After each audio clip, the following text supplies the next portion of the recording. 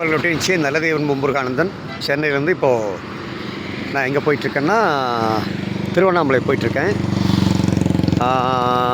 போகிற வழியில் போரூர் வழியாக வந்து அப்புறம் தாம்பரம் வழியாக வந்து இப்போ வரதராஜபுரம் அப்படிங்கிற இந்த இடத்துல வந்து இப்போ பாருங்கள் இந்த நெடுஞ்சாலையில் இணைஞ்சிருக்கேன். அதுதான் நீங்கள் பார்த்துட்ருக்கீங்க. இதில் என்ன தமாஷுனா இது தாம்பரம் அருகே இருக்கக்கூடிய ஒரு பகுதி, தாம்பரம் சுற்றுவட்டாரத்தில் இருக்கக்கூடிய பகுதி. இங்கே பாருங்கள் எவ்வளவு பள்ளமாக இருக்குது பாருங்கள். கிட்டத்தட்ட ஒரு 2 ஆள் பள்ளம் இருக்கும். அதாவது ஒரு 10 அடி பள்ளமாக 15 அடி பள்ளத்தில் இருக்குது இந்த பூமி. நான் இப்போ ஒசரத்தில் இருக்கேன். இதுக்குள்ளே தான் வீடு கட்டி வச்சுருக்காங்க பாருங்கள். பார்க்குறீங்க இல்லையா? வீடுகள்லாம் வந்து இந்த பள்ளத்துக்குள்ளே கட்டி வச்சுருக்காங்க. இது வந்து முன்னாடி ஏதாவது குட்டையாக இருந்திருக்குமோ என்னமோ தெரியல. ஃபுல்லாக தண்ணி தேங்கி நிற்கிதாங்க. அது எனக்கு தெரியுது. ஆக ஒரு கடுமையான மழை பெய்தால் இங்கே சும்மாவே தண்ணி தேங்கி நிற்கிது. கடுமையான மழை பெஞ்சால் அப்போ இங்கே என்ன ஆகும்? வீட்டெல்லாம் முழுகத்தானே செய்யும். அப்போ திட்டமிட வேண்டாமா? சும்மா சௌரியத்துக்கு சென்னையில் வசிக்கிறோம், இடத்த வாங்குகிறோம், கட்டிட்டோம்னா. நான் நேற்று அந்த பகுதியில் இருந்தேங்க, இந்த ஓட்டேரிங்கிற பகுதியில், பெரம்பூர் ஓட்டேரிங்கிற பகுதியில் போன முறை மழை பெய்தப்போ முதல் அந்த 3வது மாடியில் குடியிருக்க ஒரு நண்பர் சொன்னார். அங்கே ஒருத்தர் வீட்டுக்கு போயிருந்தேன். 2 மாடிகள் வந்து தண்ணியில் முழுகிடுச்சு சார் கீழே. இது ஏன்னா இது தாழ்வான பகுதி. பாருங்க இந்த இடத்துல சரி நாத்தம் நாறுது. ஐயோப்பா கருமம். நான் இப்போ தான் எனக்கு யோசிக்கணும் வருது, ஏன் நம்ம திருப்பூரை நம்ம மேயர் வந்து குப்பை கூடமாக மாற்றுறதுக்கு முயற்சி பண்ணுறாரு அப்படிங்கிறப்போ தான் எனக்கு புரிஞ்சுது. சென்னையில் அவங்களுடைய தலைமை கழகம் தலைமையில் இருக்கக்கூடியவங்களே அப்படி தான் வச்சுருக்கப்போ அப்போ திருப்பூர் அது மாதிரி வச்சுருக்கணுங்கிறக்காக முயற்சி பண்ணுறாரு போல இருக்குது. பாராட்டுக்கள். அவருடைய முயற்சி வெற்றியடைய வாழ்த்துக்கள். நம்ம நாசமாக போக வாழ்த்துக்கள். என்ன பண்ணி தொலைக்கிறது? சுத்தம் சோறு போடும். சுத்தமே முதல்ல சென்னையில் கிடையாது. அது எங்கே போய் சோறு போட போகுது? சென்னை முழுக்க குப்பை. சென்னையும் 3 எழுத்து, குப்பையும் 3 எழுத்து. ஸோ குப்பை சென்னை அப்படின்னு வேணால் நீ சொல்லிக்கலாம். சிங்கார சென்னை. கன்றாவி கருமாந்திர சென்னைன்னு சொல்லுங்கய்யா. கன்றாவி சென்னைன்னு சொல்லுங்கள். சிங்கார சென்னைன்னு சொல்லி சிங்காரத்தை வேறு நாசம் பண்ணாதீங்க. ஆக இந்த அரசியலுக்குள்ளேயே நான் போக விரும்பலை இனிமேல். ஏன்னா எந்த அரசியல்வாதியும் சென்னையை வந்து இனி சீர்திருத்த முடியாதுங்க. ஏன்னா பாழ்பட்டு போச்சு, புறையோடி போச்சு. அங்கே இருக்க மக்களும் அது குறித்தான யாருக்குமே, அதாவது அலங்காரம் பண்ணிக்கணும், உடனடியாக வெளியில் கிளம்பணும், வேலைக்கு போகணும், வரணும் அப்படின்னு நினைக்கிறாங்க. தவிர தன்னுடைய சுற்றுப்புறம் சுத்தமாக இருக்கணும், பளிச்சுன்னு இருக்கணும் அப்படின்னு சிந்தனையோடு இங்கே ஒரு ஆள் கூட இல்லைங்கிறது ரொம்ப வேதனையாக இருக்குது. ஆக சென்னையை இனி திருத்த முடியாதுன்னு எடுத்தால் ரஜினி போன்றவர்களாம் முயற்சி செஞ்சுட்டு விட்டுட்டாங்க போல இருக்குது. அவர்கள் ஆண்டவனை நோக்கி நகர்ந்துட்டாங்க. அவங்களாகட்டும் இளையராஜாவாகட்டும் இவங்க எல்லாமே ஏன் ரஜினியால் முடியாது எதுவுமே முடியாதா அப்படிங்கிற அளவுக்கு நான் சிந்தனை பண்ணியிருக்கேன். ஏன்னா எம்ஜிஆருக்கு இணையான ஒரு செல்வாக்கு பெற்றவர்.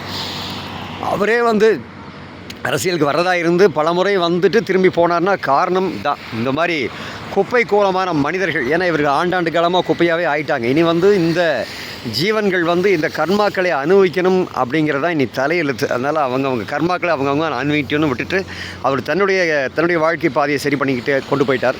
இன்றைக்கு அதோ மனநிலையில் தான் நானும் இருக்கேன். ஏன்னா இந்த மக்களெல்லாம் திருத்த முடியாது. இவங்களை திருத்துகிற வேலை நமக்கான வேலையும் கிடையாது. அது ஆண்டவன் அவர்களுக்கு என்னென்ன எழுதி வச்சுருக்கானோ அதை அனுபவிக்க வேண்டியது அவங்கவுங்களோட கடமை. திருந்தனம்னு நினைக்கிற உள்ளங்கள் தானாக தேடி இறைவனை நோக்கி நகரும். இன்றைக்கு திருமந்திரத்தில் முதல் பாட்டு இன்றைக்கு அந்த பாயிரத்தை கேட்குறப்போ எனக்கு மனசில் அதான் ஓடிச்சு. ஆக பதி பசு பாசம். பாசத்தை விட்டால் தான் பசு பதிக்கிட்ட போகும். பாசத்தை விடுறதுக்கு இங்கே இருக்க மனிதர்கள் சென்னையில் ஏகதேசம் எந்த மனிதர்களும் தயாராக இல்லைங்கிற மாதிரி தான் தெரியுது. அதனால் அவங்கள போய் தொந்தரவு பண்ண வேண்டிய அவசியம் இல்லை. நம்ம யாருக்கெல்லாம் பிராப்தம் இருக்கிறதோ அவர்கள் அந்த ஆண்டவனை நோக்கி அவர்களாகவே நகரும். அதான் சொல்கிறான் ஆண்டவன். இன்றைக்கி அந்த பாசுரத்தில் சொல்கிறப்போ அந்த ஐயா அப்படி தான் சொன்னார் திருமந்திரத்தில். ஏன்னா அந்த மாயையினுடைய செயல்பாடு, அதாவது உங்களுடைய செயல்பாடுகளை ஆண்டவன் எந்த வகையிலையும் தடை பண்ணுவது இல்லை. அதாவது கர்மாக்களை புதுசாக உருவாக்கி அதில் பந்தப்பட்டுக்கிறது நீங்கள் தான். அதுக்கு அவர் எதுவும் தொந்தரவு பண்ணிக்கிறது இல்லை. ஆனால் அவர் உதவி செய்ய தயாராக இருக்கார். நீங்கள் இந்த ஆசை வயப்பட்டு, அறியாமை வயப்பட்டு அதுக்குள்ளே மூழ்கி கிடக்கிற வரைக்கும் அவர் ஒன்றும் பண்ண முடியாது. நீங்கள் அதையெல்லாம் விட்டுட்டு வெளியில் வந்தால் தான் அவர் உங்கள் பக்கத்தில் வருவார். அதற்கான பிராப்தம், அதற்கான ஒரு முயற்சியை நீங்கள் தான் எடுக்கணும். ஆண்டவனை நோக்கிய முயற்சியை நீங்கள் தான் எடுக்கணும். அப்போது பணம் காசு தான் முக்கியம் அல்ல. இந்த சொந்த பந்தம், பெற்றவங்க, புள்ள, குட்டி, பொண்டாட்டி முக்கியம் அல்ல. நம்முடைய ஆசைகள், இன்னும் பங்களா முக்கியம் அல்ல, இன்னும் கார்கள் முக்கியம் அல்ல, பெரிய கோடீஸ்வரன் முக்கியம் அல்ல. இதெல்லாம் ஒரு காலத்திலும் அழிந்து போகும், எல்லாம் ஒரு காலத்தில் விட்டு போகும். ஒன்றே ஒன்று நிலையானது, அது அந்த ஈசன், அந்த சிவபெருமான், அந்த கருணாகரன் அப்படின்னு சொல்லி அவனை நோக்கி நீங்கள் நகரத் தொடங்குகின்ற பொழுது இதெல்லாம் அத்தெரிஞ்சிடலாம். அதுக்கு நானே உதாரணம். இன்றைக்கு சத்தியமாக சொல்கிறேன், எந்த விதமான பந்தங்களும் என்னை பிடித்து வைப்பதே இல்லை. தரை இருந்தாலும் படுத்துக்கிறேன், பெட் இருந்தாலும் படுத்துக்கிறேன். எல்லா உறவுகளையும் அத்தெரிஞ்சாச்சு. பாருங்கள், ஆனந்தமாக 3 நாட்களாக சென்னையில் பாருங்கள், இதோ என்னுடைய வாகனத்தில் அருமையாக அற்புதமாக பயணம் பண்ணிகிட்ருக்கேன். எந்த கேள்வியும் என்னை கேட்பாரில்லை. ஏன்னா நான் என்னுடைய கடமைகளை செஞ்சாச்சு, அவ்வளோதான். இன்னும் ஒரு கடமை இருக்குது, எனது மகனுக்கு கல்யாணம். அந்த நேரத்தில் நான் போய் நிற்பேன். நல்லபடியாக கல்யாணத்தை முடிச்சாச்சுன்னா அவ்வளோதான். அதுக்கப்புறம் பந்தப்படுவதற்கான வாய்ப்புகளை இல்லவே இல்லை. ஆக உலகை நான் ரசிக்கிறேன், ஒவ்வொரு இலையையும் ரசிக்கிறேன், மேக கூட்டங்களை ரசிக்கிறேன், வானத்து நிலவை ரசிக்கிறேன். ஆனால் ரசிக்க தெரியாத மனிதர்களைத்தான் நான் என்ன செய்வது என்று தெரியாமல் யோசிக்கிறேன். ஆண்டவா, இறைவா, என் அப்பனே, திருவண்ணாமலையானே, இதோ உன்னை நோக்கி நடந்து கொண்டிருக்கின்றேன்.